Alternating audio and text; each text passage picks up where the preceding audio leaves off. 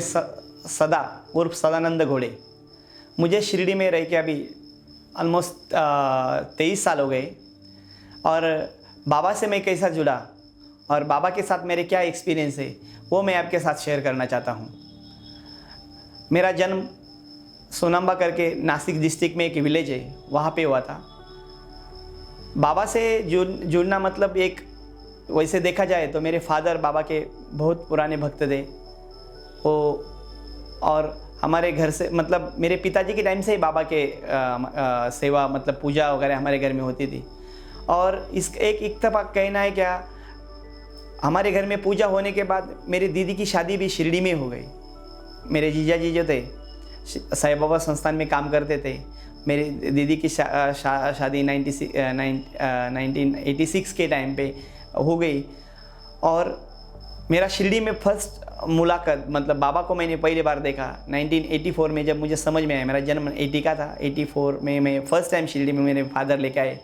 उसी टाइम से मैं बाबा से जुड़ गया। लेकिन शिरडी में जो आना था और बाबा ने मुझे कैसे खींचना था शिरडी में, तो इसके पीछे बहुत बड़ी एक स्टोरी है, वो मैं आपके साथ शेयर करना चाहता हूँ। मेरे घर में जैसे मैंने 10th पास किया, मेरे घर में बहुत सारे प्रॉब्लम्स आ गए। प्रॉब्लम्स आने से एक बार बहुत जगह से प्रॉब्लम आना शुरू हो जाते हैं, फाइनेंशियली हो या जो फैमिली मैटर हो, ऐसे बहुत सारे केसेस हो गया, कुछ प्रॉब्लम्स हो गए।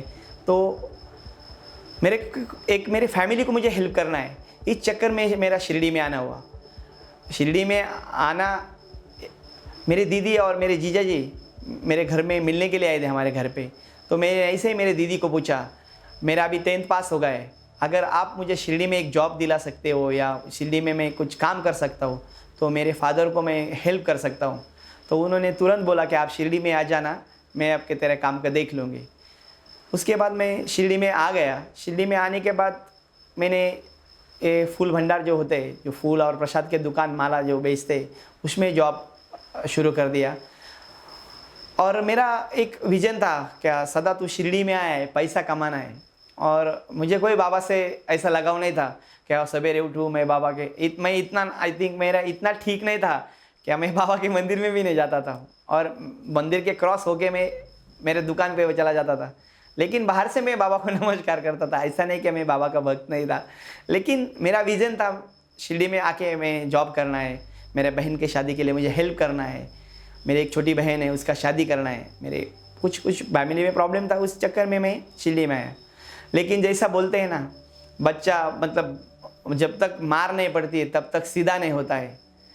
शायद मेरे फैमिली के प्रॉब्लम्स बढ़ते गए और मेरे ऐसा बोलना नहीं चाहिए, लेकिन मेरे दीदी के साथ और मेरे जीजा के साथ मेरा ठीक से नहीं, तो मैंने वो मेरा दीदी का घर छोड़ दिया और मैं जहाँ पे मैं काम करता था वहाँ पे मैं वहाँ पे ही रहने लगा।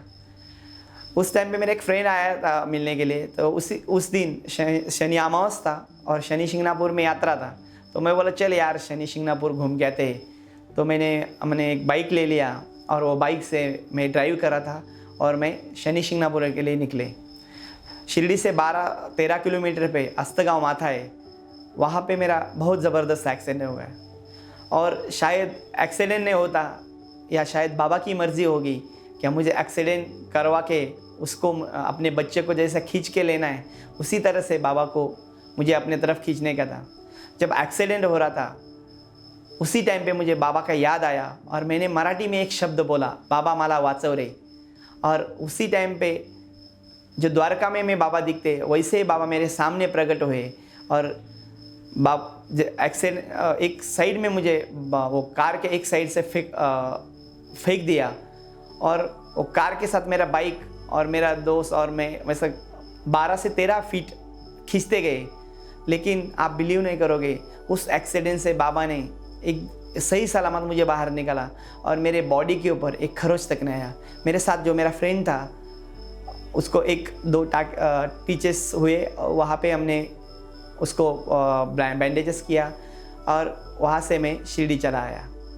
शिरडी में आने के बाद मैं सोचने लगा कि कुछ तो है और बाबा मुझे बुला रहे हैं या शायद कुछ तो है कि मुझे बाबा की तरफ जाना चाहिए। और मैंने जो दोपहर में आरती होता है, मध्याह्न आरती, उसमें धीरे धीरे मैंने द्वारका में मैं जाना शुरू किया।